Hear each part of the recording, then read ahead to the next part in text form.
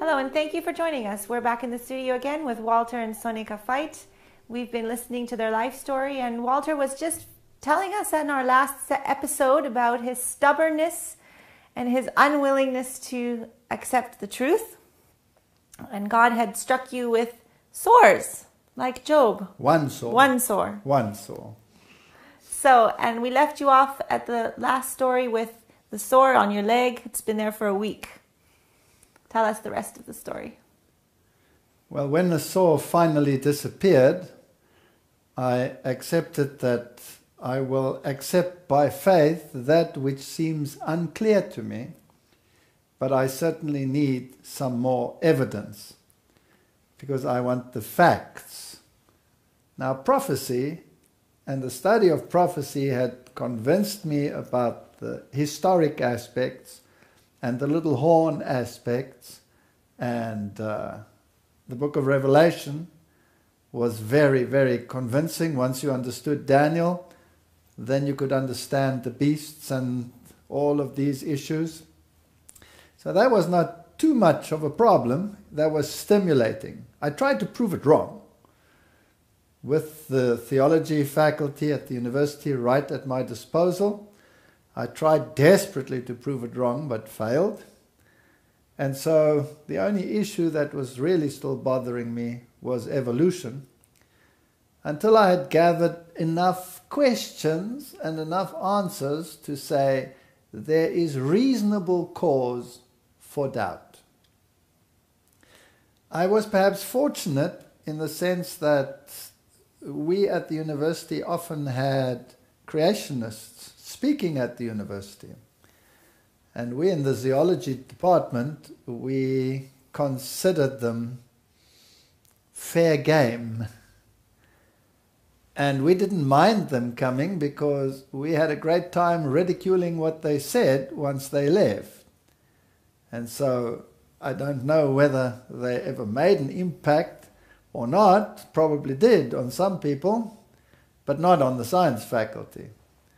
And so, you know, when these issues came up, I knew what their arguments were. And their arguments used to irritate me. So I had to find new arguments because theirs weren't going to satisfy me. They would always look at the windows. They'd look at the furniture of the evolutionary theory. In other words, they'd shoot out a window. The bombardier beetle. How did it come into existence? How did it do this, that? It had to come together fortuitously. You know, one little thing there. How did this happen? How did that happen? So what they were basically doing is taking pot shots at the evolutionary theory. And all right, here a window goes, but so what? The structure is still in place. They're not going to bring the structure down. So I started concentrating more on the very foundations of the theory, natural selection. And the issue of natural selection, is natural selection a good way of bringing about evolution? And then finally you come to the conclusion that natural selection is a pretty poor deity because it cannot create anything. It can only select between what is already there. So it doesn't answer the question where anything came from. So these were the big issues that looked into the question of probability. Where do genes come from? All of these things. Until I had enough information to say, well, given all the other information, because it's now not only evolution versus creation on the scale. We now have prophecy on the other scale. We now have history on the other scale. We now have all of these issues plus a fair amount of experience already on this other scale, and the scale was tipping in favor of the biblical account. And so I made a choice that even though I don't know everything, if God is concerned about us, He will reveal it in His time. And we decided to get baptized. And then, when that decision was made, everything went haywire. Yeah, I was driving a worker home, and how old was Robert? About 3 years old. About 3 at that stage. He's sitting on the back seat, and I'm driving this person home, and I'm driving on a highway, and there's a car behind me, and I'm going to turn right. So I'm in the right lane. There's a whole lane left over on the side of me where this vehicle can pass. But I can see in my rear view mirror, he's looking at what's happening on some farm there next to the highway. And I'm thinking to myself, this guy's traveling a bit fast and he's in my lane, and he should be going over to the other lane to go past me. Here's something coming. And while I'm thinking this, the little 3-year-old is sitting upright in the back. It's an old Volkswagen Beetle in those days. And his head is about in line with the window at the back. And as I'm thinking this, he falls asleep. He just falls over on the chair and falls asleep. And I'm watching this because I'm watching the rear view mirror now. And I see this car's going to greet me at a speed from behind. So I take that right turn and I go off the road so that he can't hit me. He gets such a fright as he sees that he could have hit me. Instead of plucking the wheel to go past me, he plucks it in the wrong way and he follows me. Wipes out our car. Wipes it out. The back window goes flying out. The front seats both break up to the back because of our weight and the impact.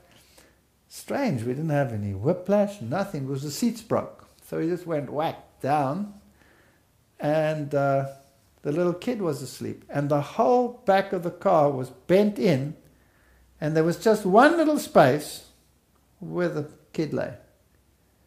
So if he had not fallen asleep at that very moment and fallen over, it would have taken his head clean off. So that was the end of that vehicle. Fortunately, I still had another vehicle. So we got baptized. But my situation at the university was impossible. My colleagues were growling. They were looking at me as though I'd gone insane. And eventually I decided, because at this university, evolution was central to the teaching. It wasn't just a theory that was an add-on. It was central to the whole curriculum. Every course was presented phylogenetically via the evolution theory. I couldn't do that anymore. And so I handed in my resignation. And the professor called me in and he said, I don't think so. I think you just have to modify your ways. And I said, no, I don't think so. I don't think I can compromise. And so he said, well, you'll discuss it with the leadership. And so I was called in to the rectorate. And I still remember going home and saying to my wife, I've been called in to the rector and I don't have any decent clothes to wear. I hate suits. You know what I'm wearing now? I hate it. Don't wear suits. Jeans, t-shirt, that's it. That's how I gave my classes. That's how I went through my student years. Why change now? But all of a sudden I had to go and see the rector. And so I had no choice. I went and bought my first suit, much to my disgust. And then I went and had a talk to the rector. And the rector wanted to know what was going on in my mind.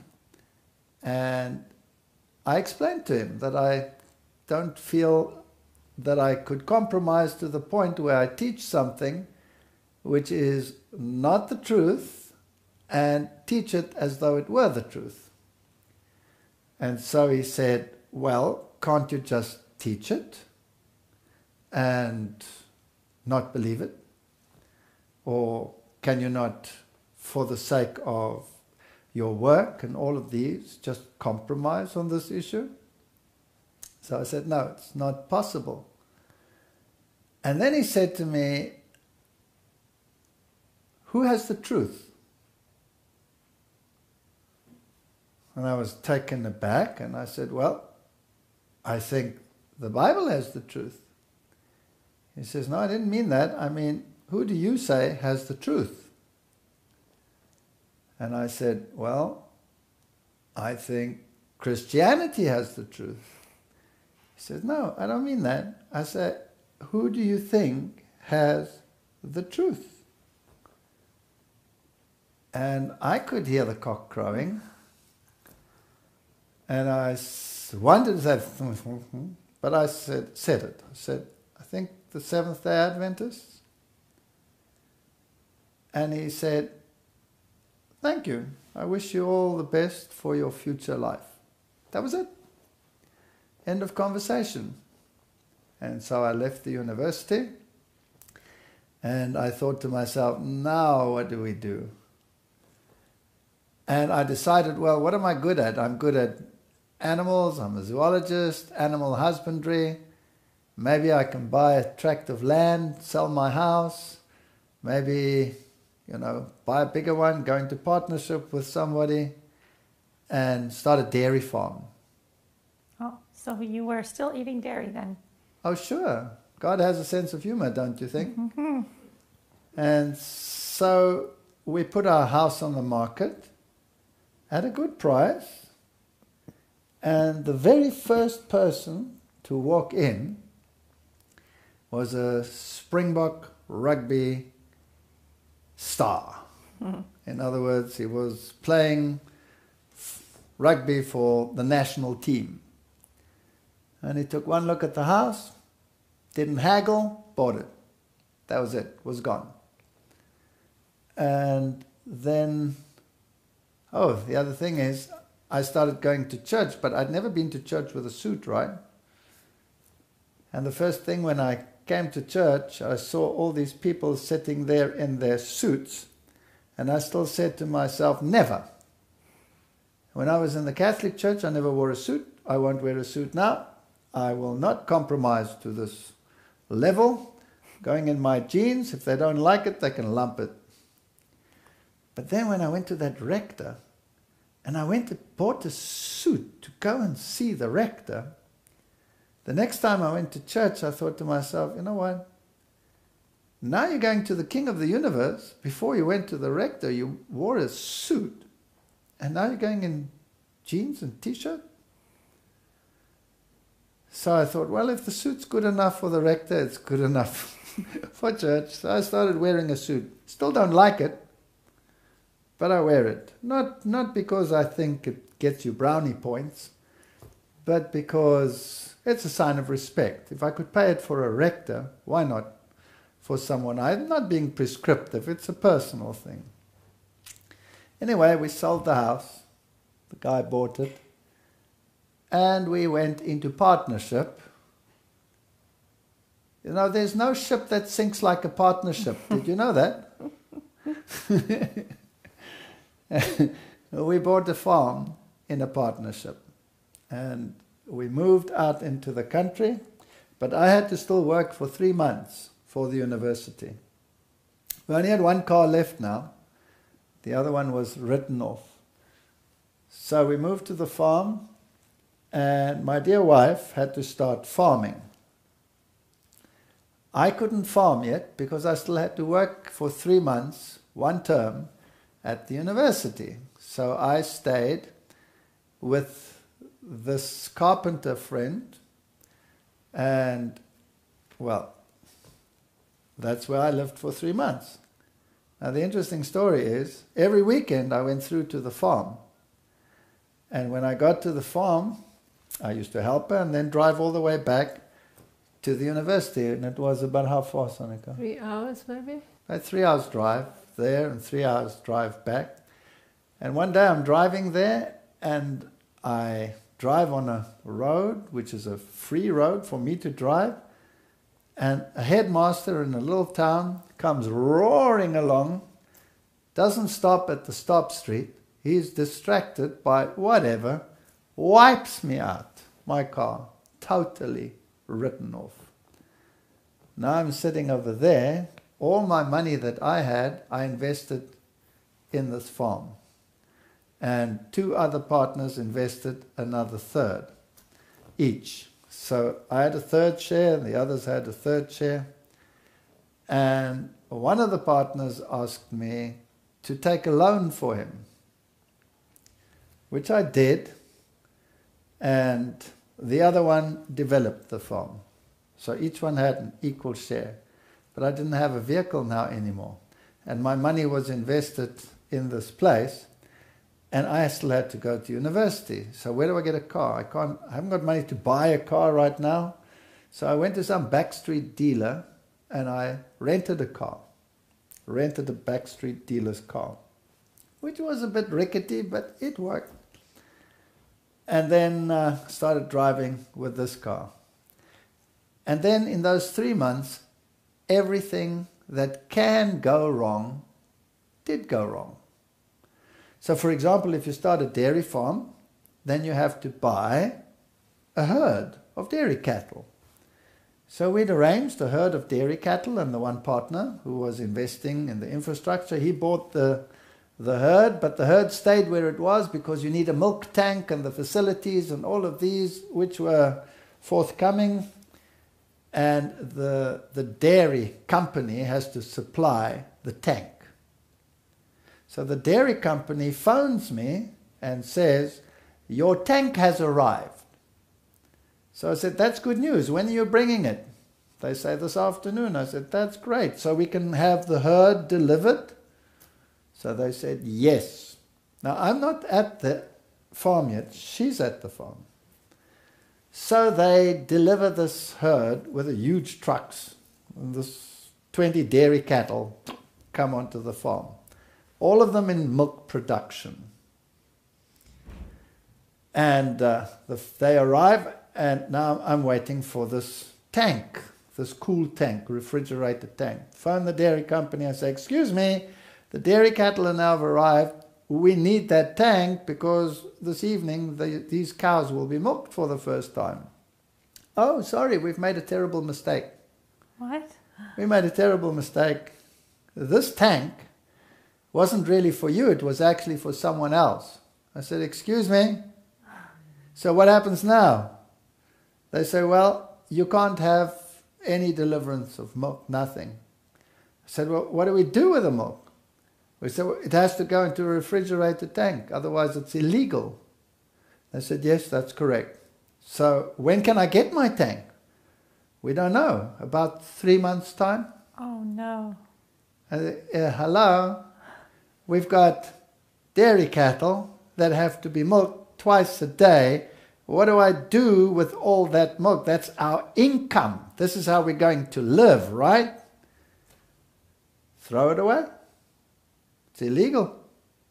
You may not bring it in cans like in the old days. It's no longer legal. It has to be in a refrigerated, sterilized tank. I said, but this is not my problem, it's your problem. You deceived me. You said it was there and I can go ahead. So what now? So they say, all right, go to a neighbor, a few removed, and he's got a dairy herd and he delivers for us. And we'll close an eye. You milk your cows, put it into tanks, and then drive it to this guy and put it into his tank, and then he will take a cut for it, and we'll pay you out through him. Then it's he who delivers it, and then he's legal, and we'll close an eye for you. Okay. So now my poor wife, you tell them what you had to do.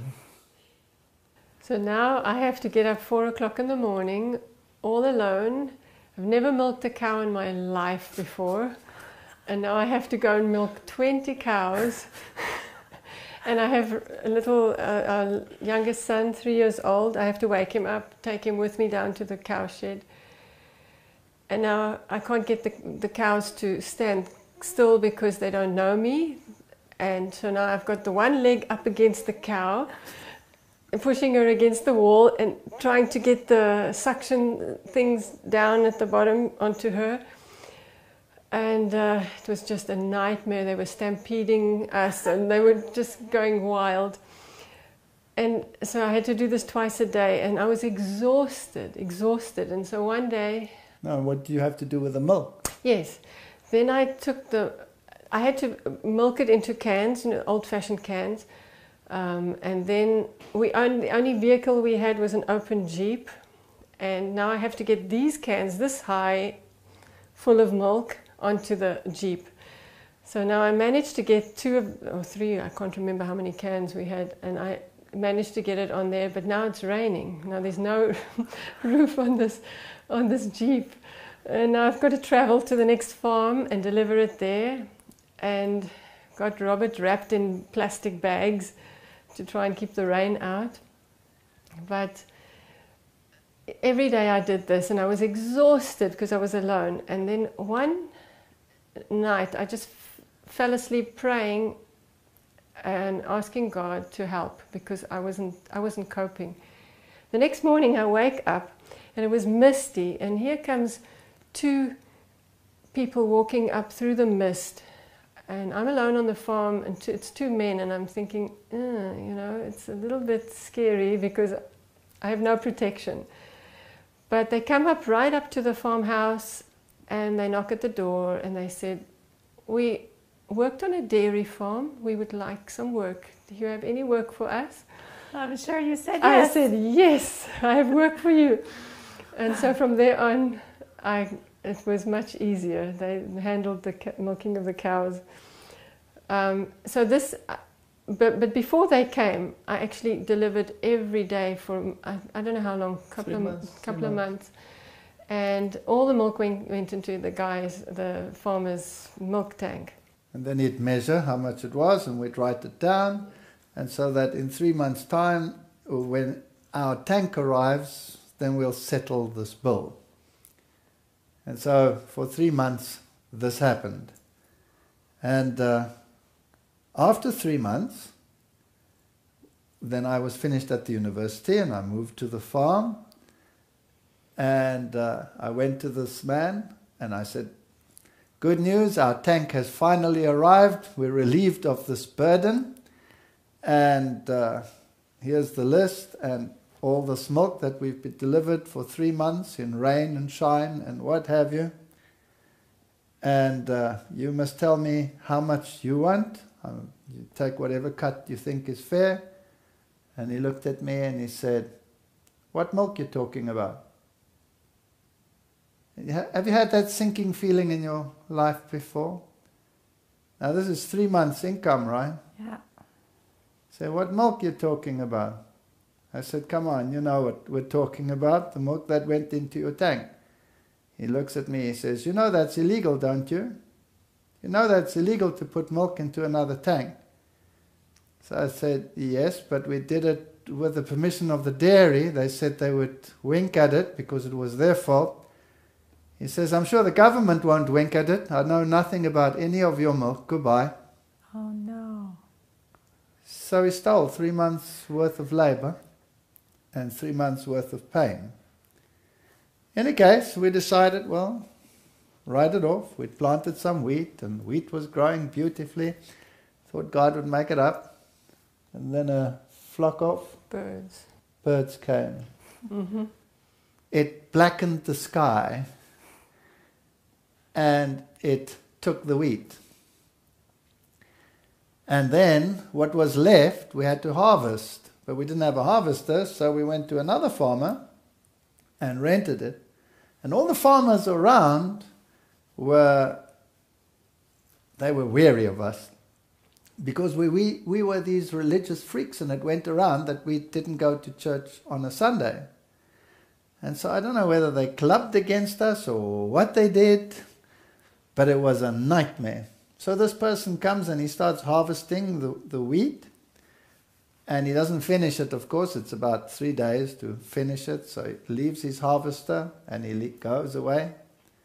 Next day he comes back and he wants to start harvesting. Nothing works. Machine won't work.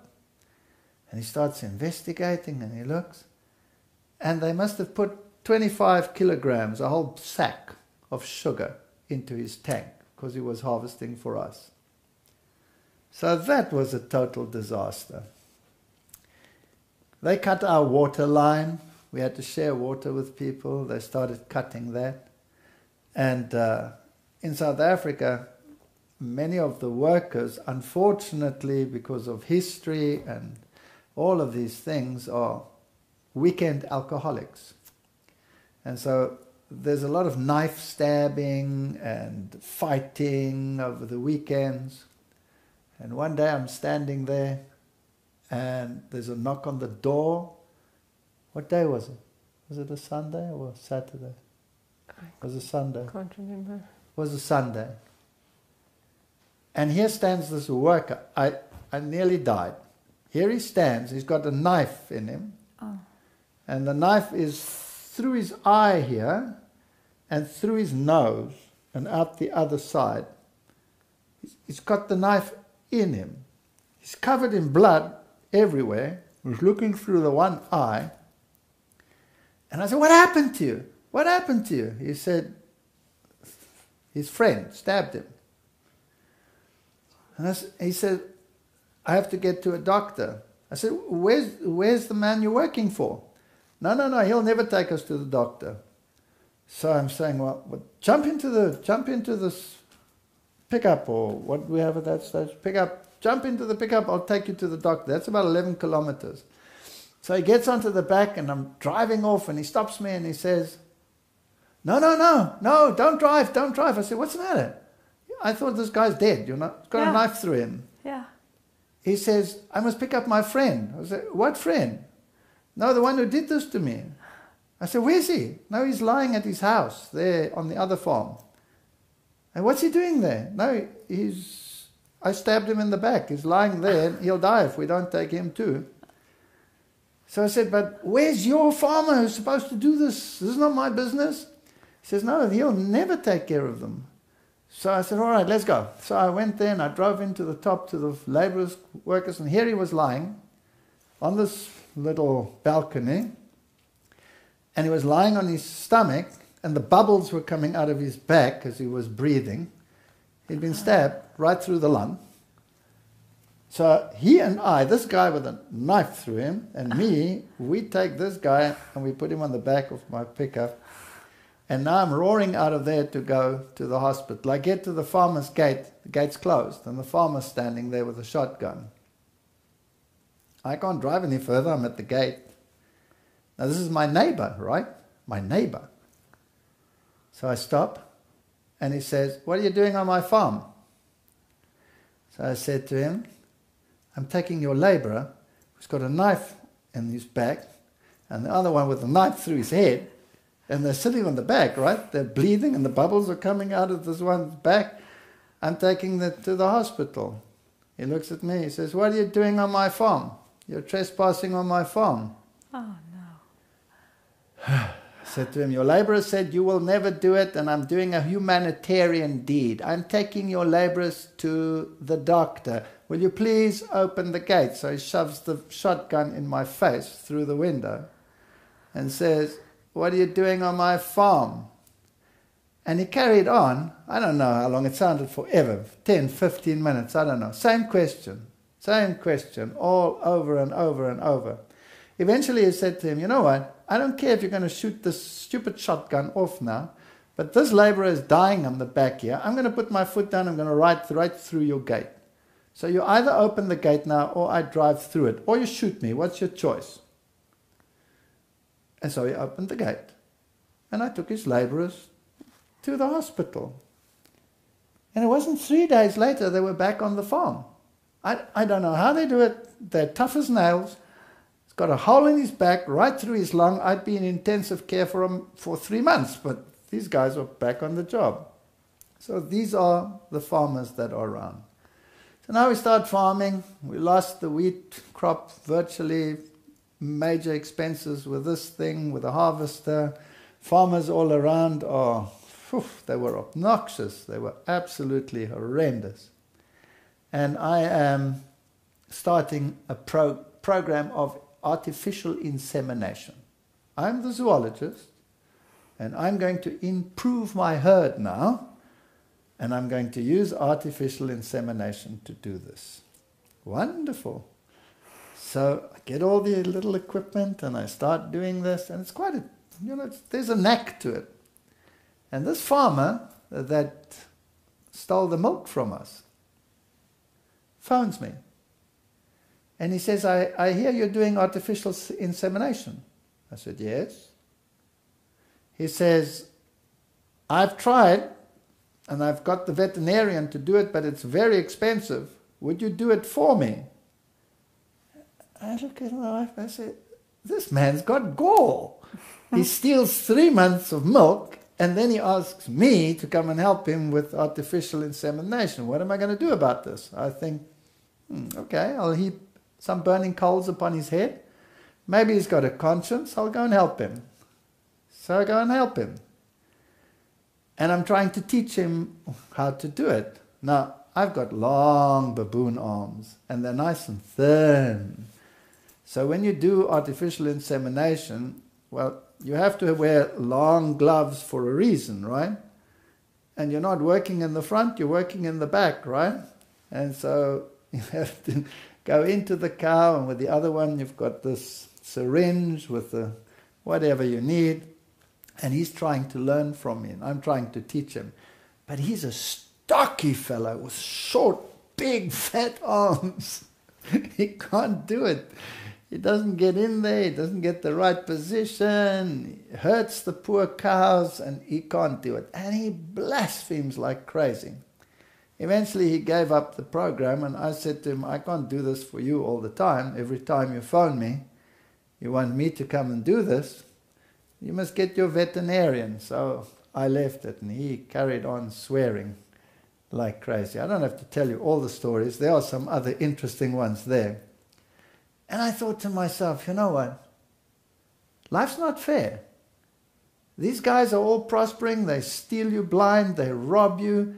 They still use you. They don't pay you. Not 1 cent did that man give me. I was going to say, this is you as new Adventists, new I'm Christians, and yet all these bad things are happening to you. And I've lost everything, right? And then in the midst of this was still in the 3 months. Everything is going wrong. Our milk's being stolen. Everything's going wrong.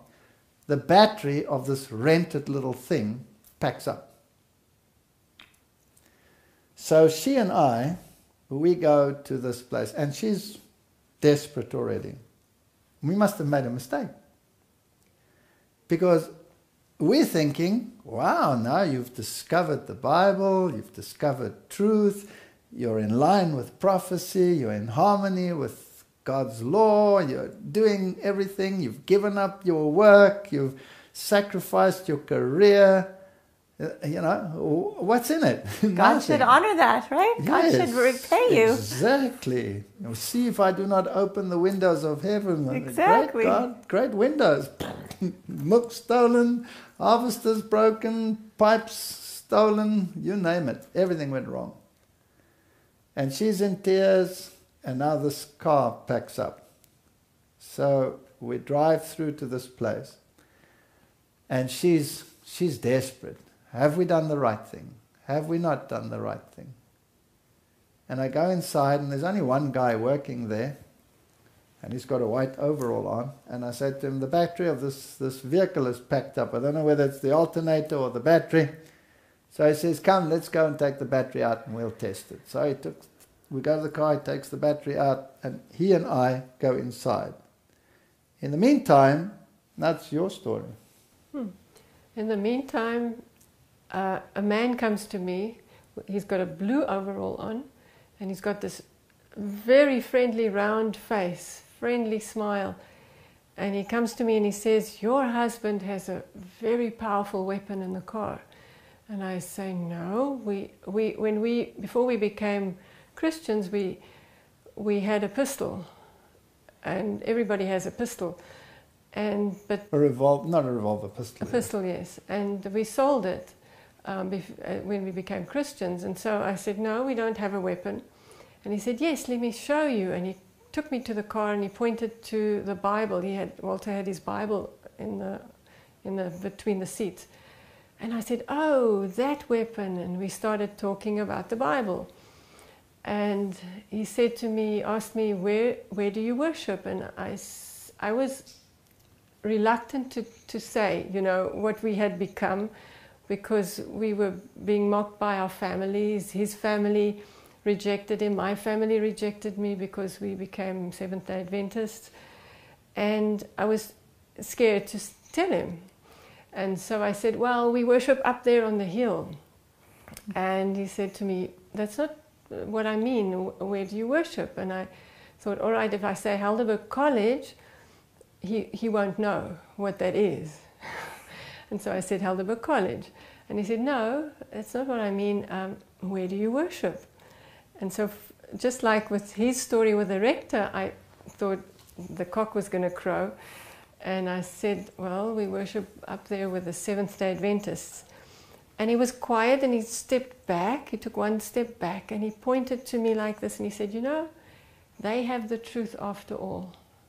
And then he turned around and he walked away. And at that point, Walter had come out with a man with a white overall, and they were standing at the car in the front. They were putting the battery back in, and this man with a blue overall was standing next to them at the car.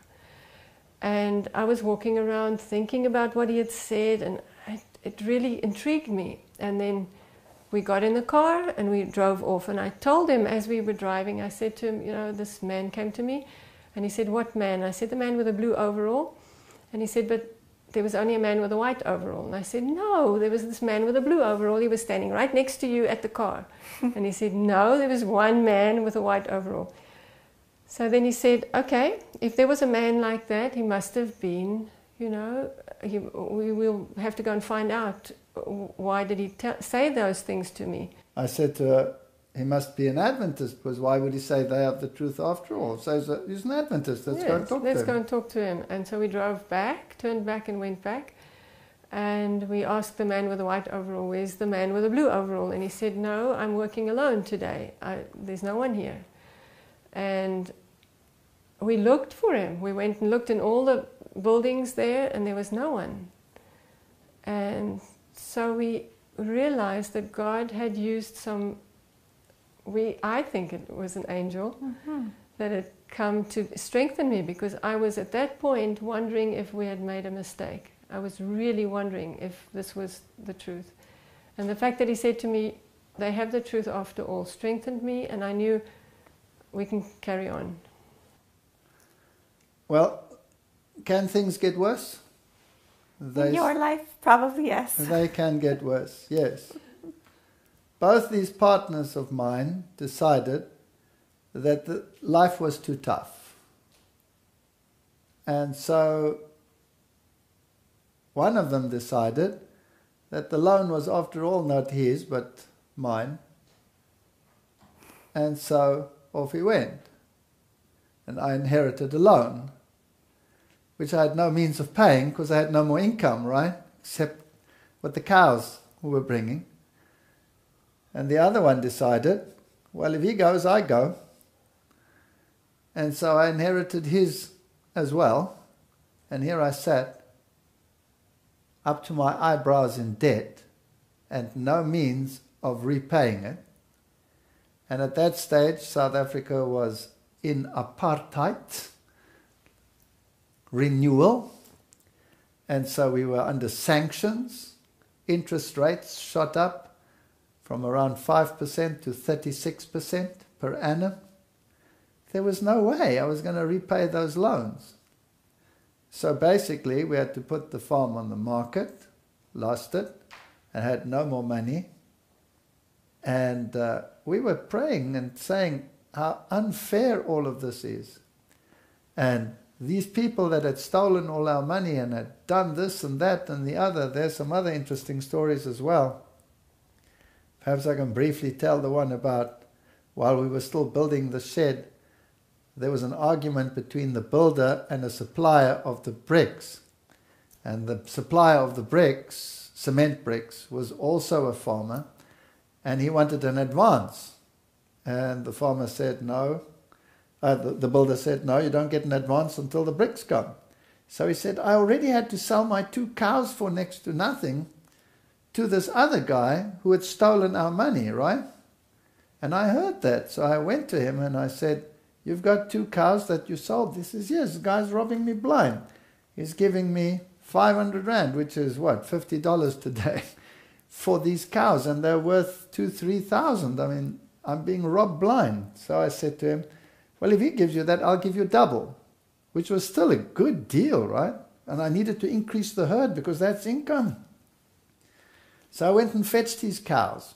In the meantime, this other farmer who had already robbed me blind phones and says, "I have 2 cows for you." Oh. And I said, "Wonderful, you've got 2 cows for me." Now, I already had the cows. I said, "Describe the cows to me." So it describes the 2 cows I already have. I said, "How much do you want for them?" I'm playing along, right? And he gives me 3 times the price than what the other guy paid. 4 times the price, sorry.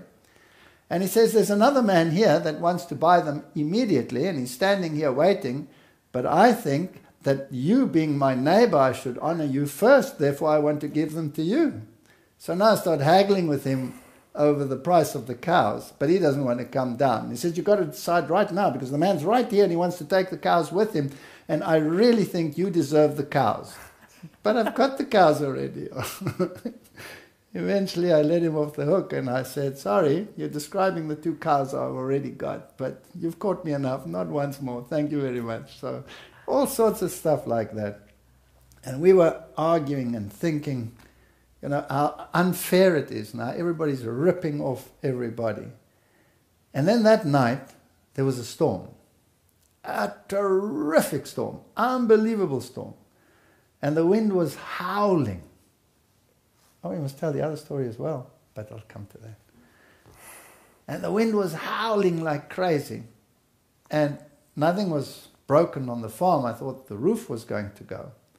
But that farmer's sheds, you call it a shop, his shed's roof flew off. And it flew over the highway, was taken right over the highway, and fell onto his stud cows, his top cows. Killed them all, instantly. And I thought, well, that's a little bit of justice. A week or so later, he was pulling up a pump from a well, and he had a tripod set up, and he had the rope, and he attached it to his tractor, and then drives the tractor into the field, and it pulls up the pump, and then you service the pump. And for some reason, it came loose on the tractor, and of course it goes plummeting down the well, and that rope comes across that sand, and he tried to get out of the way, but he didn't manage, and it wrapped itself around his leg and broke his neck. But he didn't die, but he was a paraplegic. Oh no. And so there he is, he's in a wheelchair. I don't know what happened to him since then. But not that I wished that upon him or on anyone.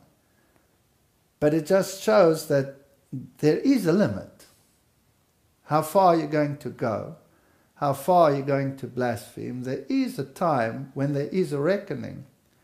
And we have to decide in our lives what side of the reckoning are we going to be on. And then when this farm didn't sell, when I couldn't sell it, the price went down. The mortgage was high. We were praying one night and we said, what are we going to do? I haven't got any more money. We've got nothing left to eat. Is God going to leave us here just like this? What are we going to do?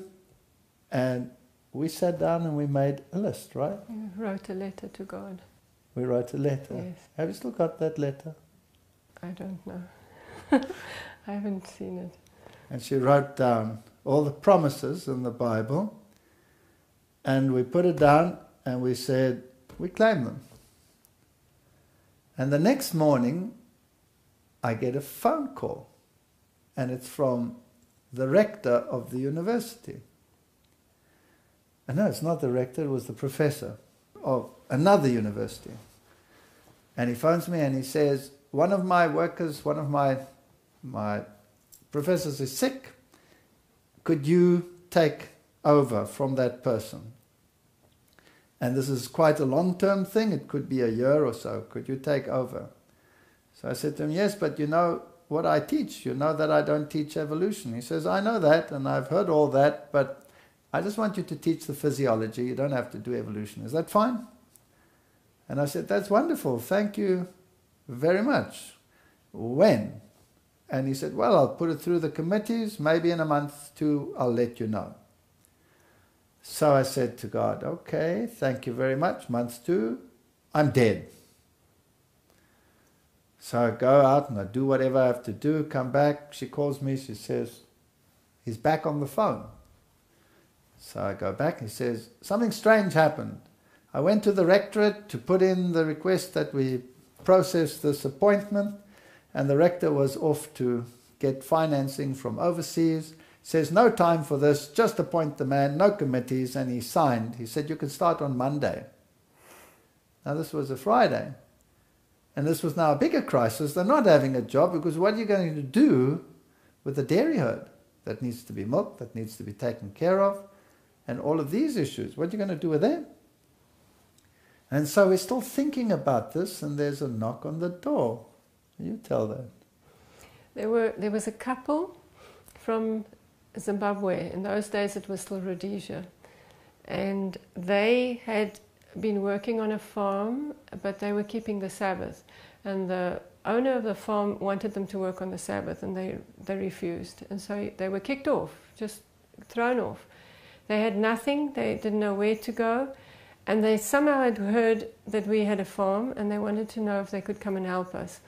So the very next day they were standing there, they were ready for work, they knew how to work with dairy cows, and they said they didn't need any income. The only income they would need was from the cows, and they would take care of the farm. So within 24 hours we packed and we moved back to Somerset West. And even worse, when we got back to Somerset West, you have to have a place to stay. I don't have any money to pay a place to stay. So somebody had, through some contact, heard that there was a house to rent, and this person said, I can pay not in advance, but after a month, which is fine, because then I'll have a salary from the university. So we rented a house, but we had no money for food, nothing. And our kids had to go to school, and they didn't have any clothes. You have to buy school clothes because they have school uniforms there. And so we went to the school, and the school said, oh, by the way, we have second-hand clothes here. Perhaps some of this will fit your children. And of course it did fit, and every child got his outfit, and they said, oh, we'll put it on the bill at the end of the month, no problem. So the children had outfits, but no food. And then we were driving along, and my daughter picks up something, and she says, what's this? And lying in the back of the car, which was closed up, there was an envelope, and in it was enough money to buy food. I don't know who put it there, whether it was a human or otherwise, but we got through that first month, and I went back to the university. And I just started at the university. Now remember, I still have many questions about evolution that are plaguing me, and I had a long list. And a man comes to me and he says he wants to sponsor me to go to geoscience in California so that I can go on a field trip with them to see the other side of the evolution-creation debate. And it'll be about a 6-week trip. And I said, well, I can't go.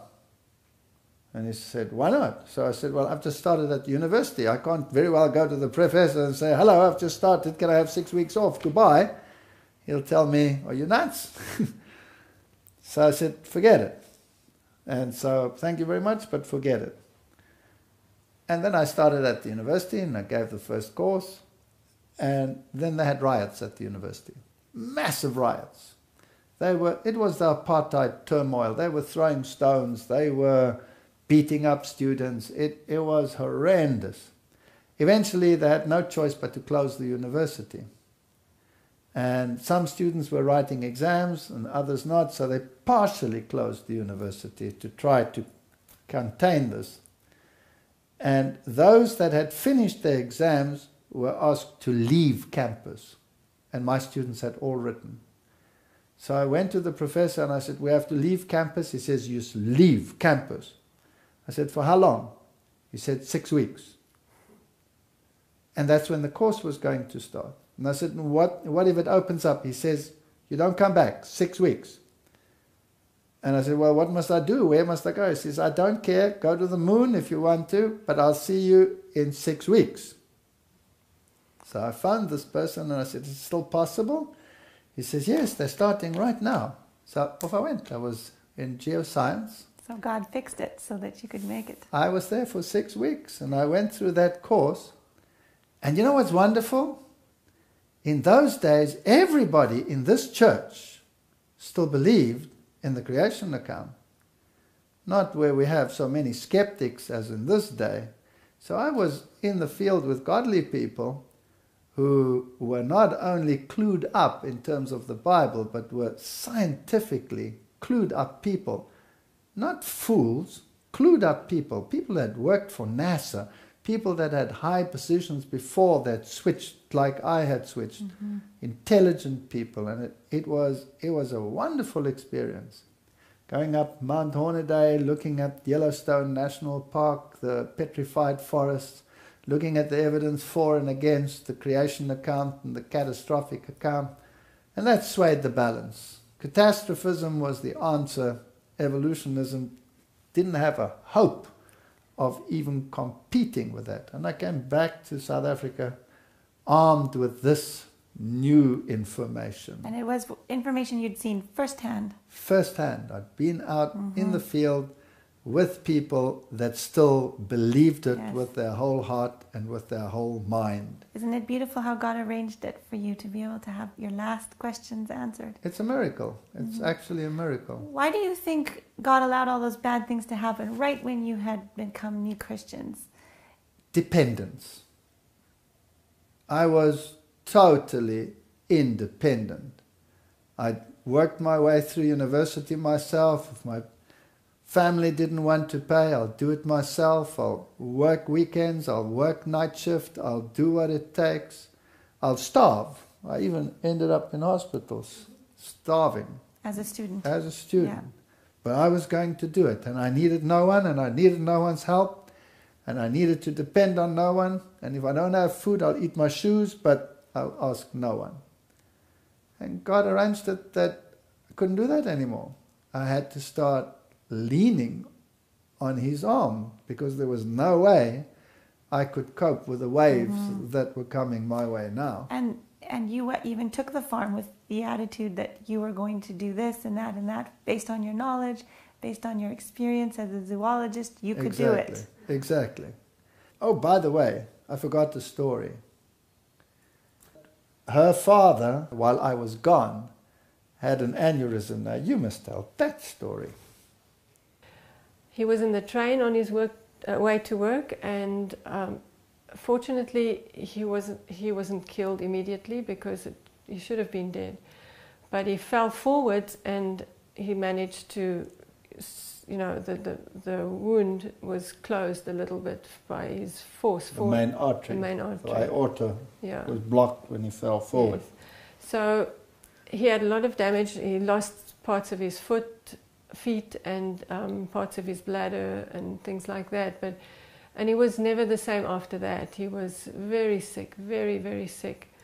And when he came out of hospital, he was in such a bad shape. He went to his home.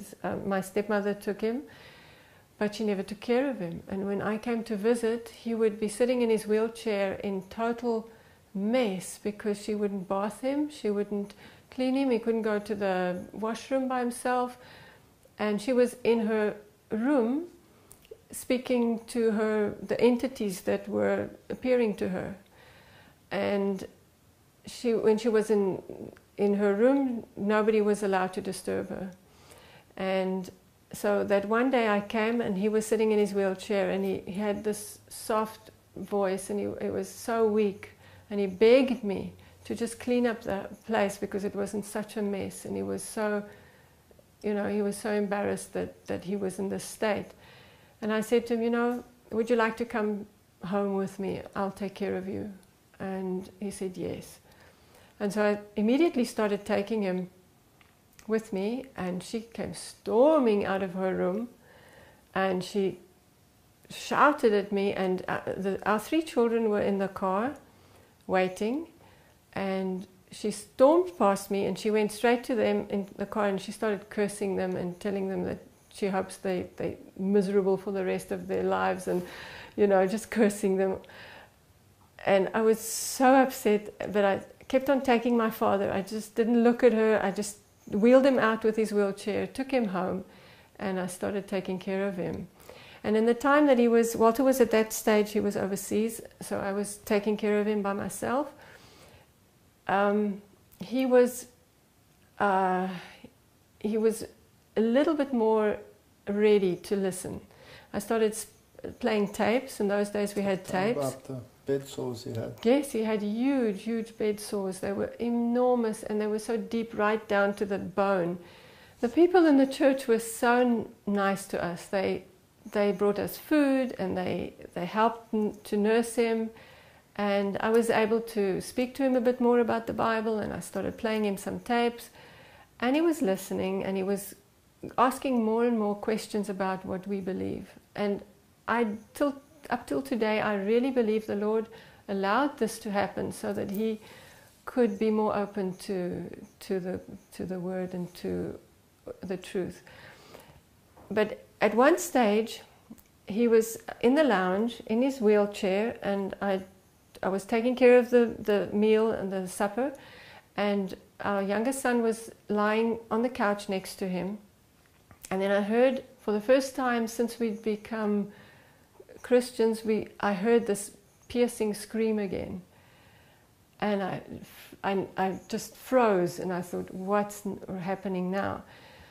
I ran to the lounge, and he was lying on the couch, but he was looking past beyond my father. My father was sitting here, and he was looking beyond him, behind him.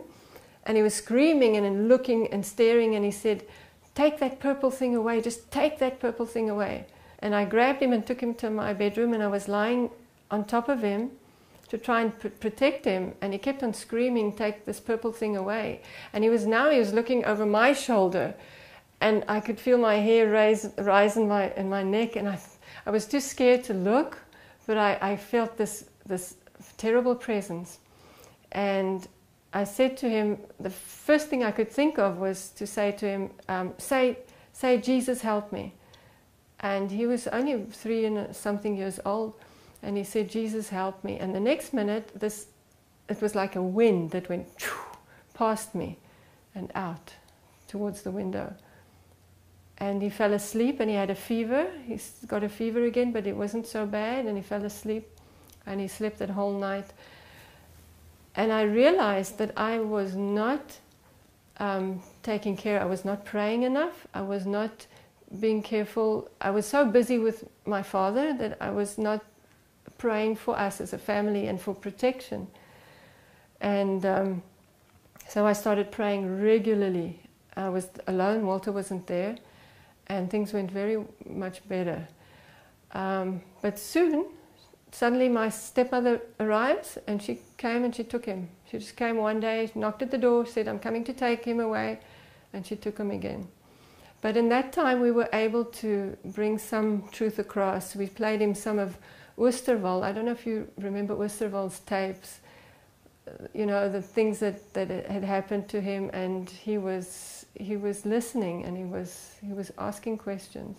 Did he go back before I came back or after I came back? Before. Before? Yes, before you came back. He went back.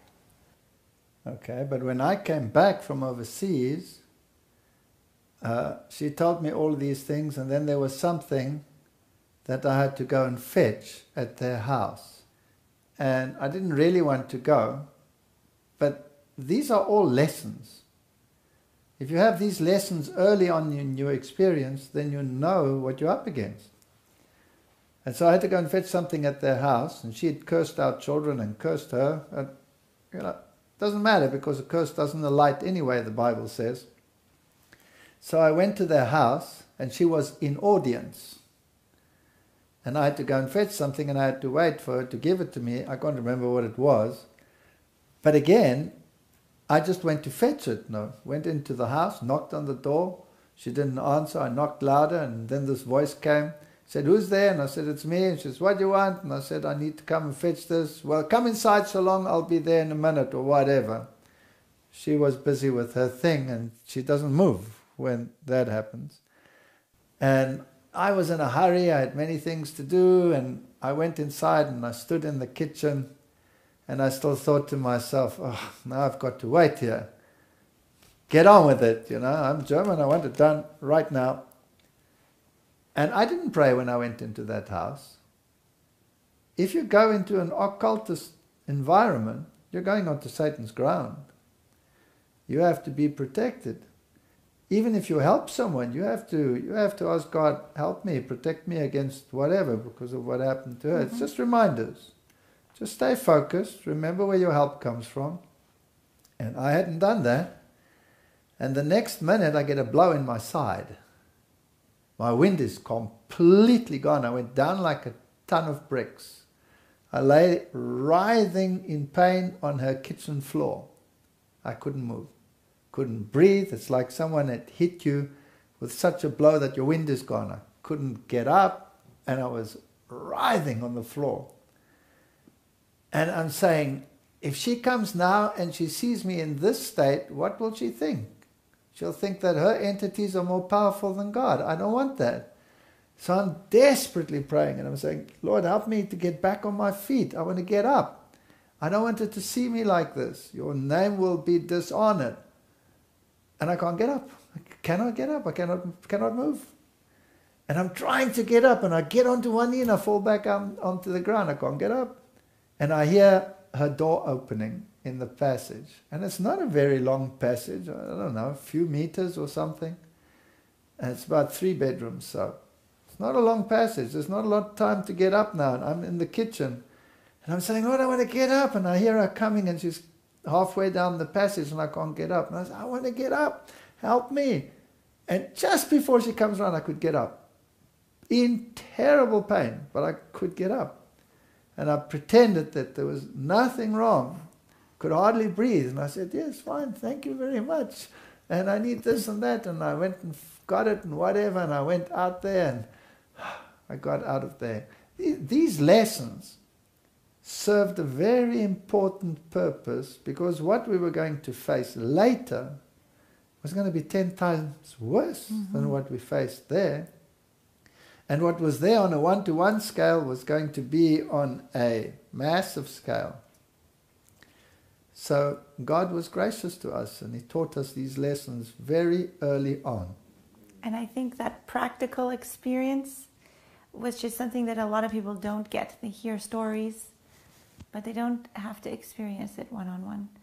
But in your case, you did have to. Yes. And it I believe, helped you solidify your faith. Did it not? Absolutely. And when you come up against opposition, you know where it's coming from. Yeah. And you know where your help is coming from too. But we needed some more lessons, and we can talk about them another time. We'll talk about it another time. Today, we're done. We're going to have to take another break. And we thank you for joining us. Please join us again for continuing fascinating stories with Uoltър and Соника Файт.